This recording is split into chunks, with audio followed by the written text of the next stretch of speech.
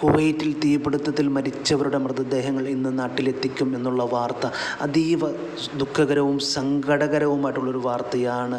സ്വന്തം കുടുംബത്തിൻ്റെ ദുരിതം മാറ്റുവാൻ വേണ്ടി, പ്രയാസങ്ങൾ മാറ്റുവാൻ വേണ്ടി കടൽ കടന്ന് പ്രവാസിയായ ഒരു കൂട്ടം മനുഷ്യരുടെ ചേതനയറ്റ ശരീരം ഇന്ന് നാട്ടിലേക്ക് എത്തുമ്പോൾ ആ കുടുംബങ്ങളുടെ മൃതദേഹം ഏറ്റുവാങ്ങുവാൻ നിൽക്കുന്ന ആ കുടുംബങ്ങളുടെ മാനസികാവസ്ഥ എന്ന് പറയുന്നത് നമുക്ക് ഊഹിക്കാവുന്നതിൽ അപ്പുറമാണ്. ഒരു പിടി സ്വപ്നങ്ങളാണ് ഒരു നിമിഷം കൊണ്ട്, ഒരു രാത്രി കൊണ്ട് ഇല്ലാതായത്.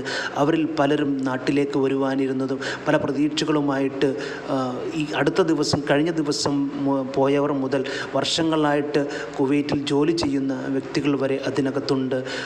കല്യാണം നിശ്ചയിച്ചവർ മുതൽ, കെട്ടിടം പണി പൂർത്തിയാക്കാത്തവർ മുതൽ, കൊച്ചിനെ കാണുവാൻ ആഗ്രഹിച്ചിരുന്നവർ മുതൽ പല സ്വപ്നങ്ങളും പല പ്രതീക്ഷകളുമാണ് ഒരു നിമിഷം കൊണ്ട് ഇല്ലാതായത്.